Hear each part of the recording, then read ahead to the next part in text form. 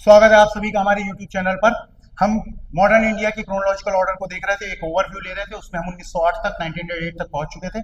आइए एक बार जल्दी से देखते हैं। लाल बाल पाल और अरविंदो घोष एक्सट्रीमिस्ट लीडर थे, जिनको दबाने के लिए ब्रिटिश सरकार ने क्या किया, बाल गंगाधर तिलक को 6 साल के लिए जेल भेज दिया। कहाँ भेजा?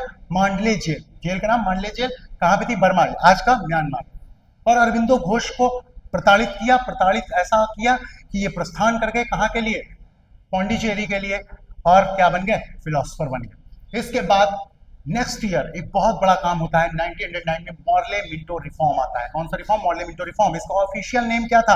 India council act 1909। India council act 1909 से क्या कर दिया?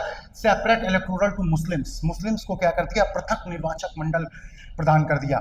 यानी कि इसमें क्या हुआ, जो 1906 में मुस्लिम लीग का फॉर्मेशन हुआ था, 1906 में मुस्लिम लीग के फॉर्मेशन कहां पर हुआ था? ढाका में। उसके बाद मुस्लिम्स की डिमांड पर इन्होंने क्या किया? ब्रिटिशर्स ने इनको रिफॉर्म दे दिया। इसके बाद इसको समझते हैं कि सेपरेट इलेक्टोरल होता क्या है। सेपरेट इलेक्टोरल को देखते हैं। पहले समझते हैं रिजर्वेशन। जैसे मान लेते हैं कोई एक विधानसभा क्षेत्र है, कोई एक कॉन्स्टिट्यूएंसी है, जिसमें महिलाओं के लिए सीट क्या कर दी गई? रिजर्व कर दी। जो आज की में दिखता है, जिस वोमेन है मैन है, मैन है वोमेन है, यही दो टाइप के लोग जो वोट डाल रहे हैं। अब इसमें क्या हुआ? सीट रिजर्व हो गई, सभी लोग वोट डाल देते हैं। चुनाव केवल और केवल कौन लड़ सकता है? महिला ही लड़ सकती है। ये तो हो गया सीट रिजर्वेशन फॉर वुमेन। इसके बाद दूसरा देखते हैं, महिलाएं हैं पुरुष हैं, दोनों लोग हैं, और सीट रिजर्व हो गई किसके लिए? महिलाओं के लिए। और क्या हो गया? वोटर भी रिजर्व कर दिया गया। वोटर रिजर्व कर दिया गया, यानी कि वोट भी केवल महिलाएं ही डाल सकती है। इस बात को बोलते हैं सेपरेट इलेक्टोरल, यानी कि केवल महिलाएं वोट डालेंगी, पुरुषों को वोट डालने का अधिकार नहीं होगा। ऐसा ही क्या कर दिया 1909 में? क्या कर दिया?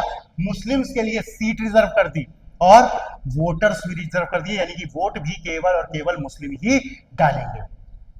अब हिंदू भी है, सिख भी है, क्रिश्चियन भी है, बुद्ध धर्म को मानने वाला, जैनिज्म को मानने वाला, सारे लोग हैं, लेकिन वोट डालने का राइट केवल और केवल किसके पास होगा? मुस्लिम के पास होगा। और सीट भी रिजर्व होगी केवल मुस्लिम के लिए। आप सोच के देखिए ये कितनी खतरनाक स्थिति होगी।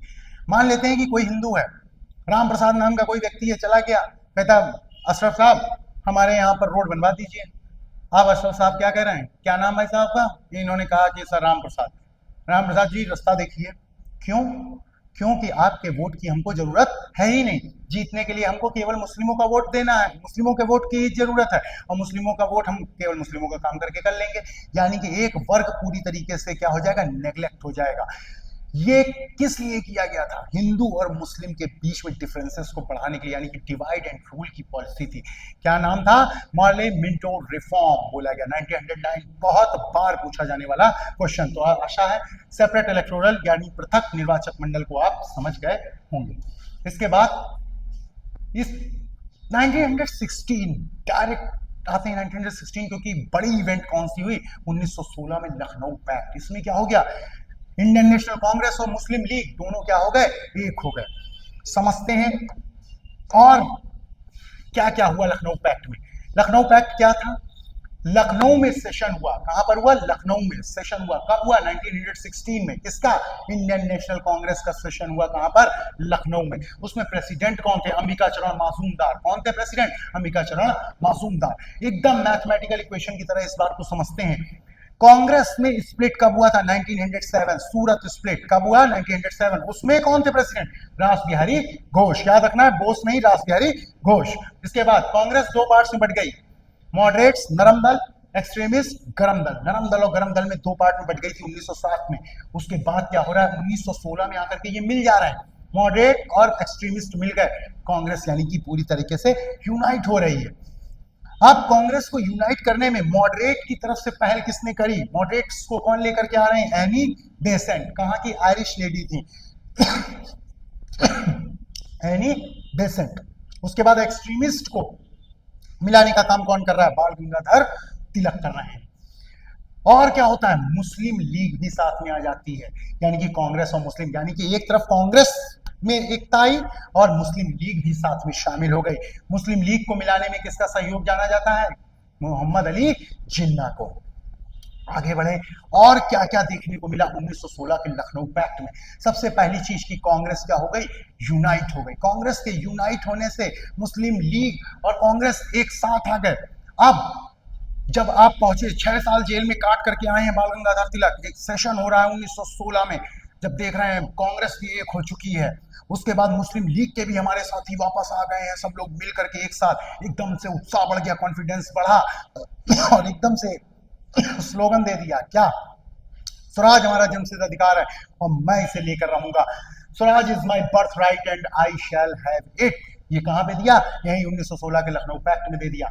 हिंदू और मुस्लिम क्या हो गए, एक हो गए, यूनाइट हो गए, और ये यूनिटी बनी रही, जानी जाती रही, कब तक, 1922 तक ये एकता बरकरार रही। ये लोग क्या हो गए, मतैक के क्या मतलब क्या हुआ, किसी भी मुद्दे पर अगर मत पड़े तो दोनों क्या है, मत, दोनों का मत एक हो जाना, मत ऐक्य, मत प्लस एक, मत एक हो गए।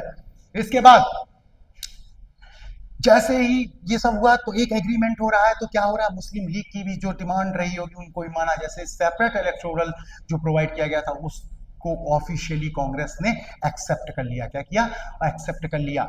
लेकिन जैसे ही कांग्रेस ने एक्सेप्ट किया, तुरंत कोई ना कोई विरोध में आ जाता है, तो क्वेश्चन पूछा जाता है किसने विरोध किया, मदन मोहन मालवीय। अब सोचने वाली बात है, कौन मुस्लिम का कौन विरोध करेगा, जो हिंदूवादी होगा, कट्टर हिंदूवादी, तो पता चला मदन मोहन मालवीय क्या रहे होंगे, कट्टर हिंदूवादी व्यक्ति रहे होंगे।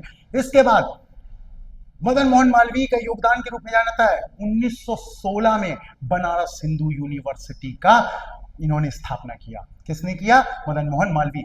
वहीं पर पहली बार गांधी जी अपने जनता के बीच में दिखाई दिए।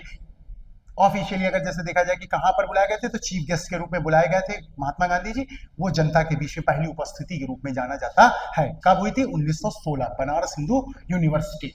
उसके बाद क्या होता है, ये 1916 के पैक्ट में ही जब हो रहा, 1916 के सेशन में राजकुमार शुक्ल मिलते हैं गांधी से। राजकुमार शुक्ल जी कौन है, राजकुमार शुक्ल फार्मर्स के लीडर, यानी कि किसानों के नेता। कहां से संबंधित थे, चंपारण से। और किसको इनवाइट करते हैं, गांधी जी को इनवाइट करते हैं, कहां के लिए, चंपारण के लिए। गांधी जी का आगमन ही हुआ था 1915 में भारत में, तो गांधी जी की छवि बहुत बड़ी नहीं थी उस टाइम पर, और भी बड़े बड़े लीडर्स थे कांग्रेस के अंदर, लेकिन उनके द्वारा टाइम ना मिल पाने के कारण इन्होंने किसको पकड़ा, गांधी जी को अप्रोच किया, और गांधी जी ने अपना पहला सत्याग्रह कहाँ किया था, जाकर के चंपारण में, और यहीं से स्टार्टिंग हुई किसकी, गांधी जी के मूवमेंट्स की, और एक के बाद एक मूवमेंट्स की सफलता से गांधी जो एक सामान्य पुरुष, समान से महान और महान से महात्मा का सफर पूरा तय किया महात्मा गांधी ने। तो शुरुआत बहुत जरूरी होती है किसी भी चीज की, आपकी पढ़ाई की हो, अभी तक नहीं किया, आप चालू कर दीजिए, कभी भी कहीं से भी आपकी दिशा बदल सकती है। अगर आपको वीडियो अच्छे लग रहे हैं तो आप चैनल को सब्सक्राइब करें, लाइक करें, कमेंट करें और शेयर करें। धन्यवाद।